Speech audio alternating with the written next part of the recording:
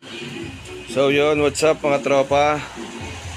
Merong dinala sa atin dito na MIUI 125. Ayan.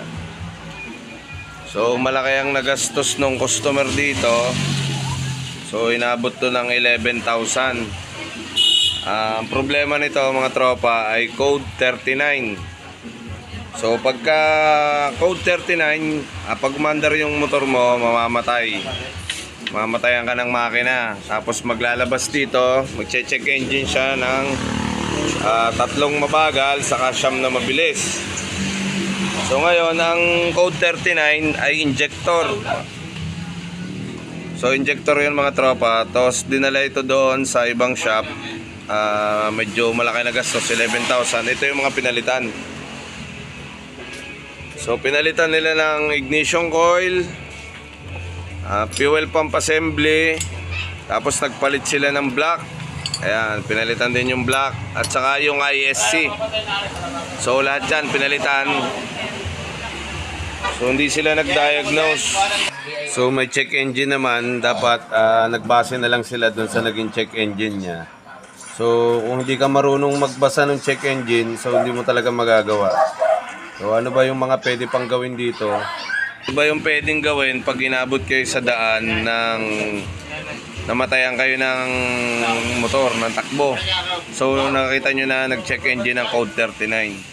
So ang ginawa ko dito, kumuha lang ako ng 2 wire. Ayan, 2 wire.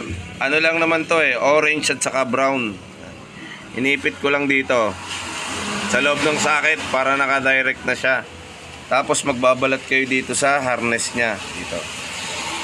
Sundan nyo lang naman tong wire na to. Kaya may harness yan dito. Magtatap lang kayo dito mga tropa sa dulo. Yan. So nagtap na ako dito nung orange saka yung brown na yan. Kasi possible nito ang sira dito itong socket. Yang socket na yan. So naglulus na to dito sa dulo na ito. Yan dulo na yan. So nag-bypass lang tayo ng 2 wire para mag-connect yung linya niya dito sa harness niya. So ito okay na to, kanina pa tong umaandar, halos 45 minutes nang umaandar to. So naitakbo ko na rin to, na road test ko na rin, hindi naman siya namatayan. So wala na ring lumabas dito na fault code. So sa next vlog ko, papakita ko sa inyo kung paano na-delete to. So di-delete ko lang. So yun lang mga tropa, pag may ganito kayong na-encounter sa motor nyo, wag agad kayo magpapapalit ng pyesa. Kasi sayang, hindi naman yun sira. So ito yung ISC na pinalitan mga tropa. Yan, bago. So pagpa second opinion kayo dun sa ibang mekaniko, pero mas maganda dyan dalhin nyo sa kasa para ma-diagnose ng ayos. Kasi yung ginawa dito, gumastos ng 11,000 yung customer nang hindi naman pala yun yung sira. So biruin mo, wire lang yung katapat nya, no? Para umandar yung motor ng ayos. So eto, start natin.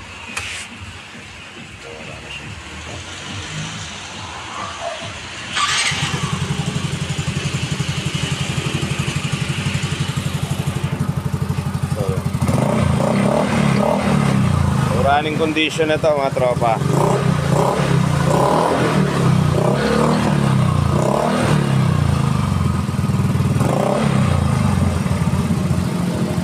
So sayang, napakalaki ng nagastos, 11,000. Tapos kaunting diagnose lang naman saka repair.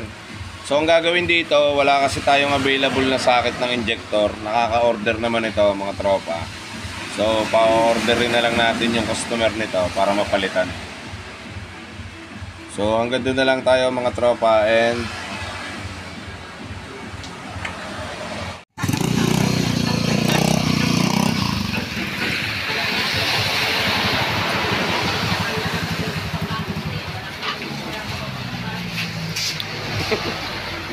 ilang kilometer yung tinakbo mo? Mula mo saan? Mula ano? Mula 6 kilometer. So yun, tumakbo ng 6 kilometer.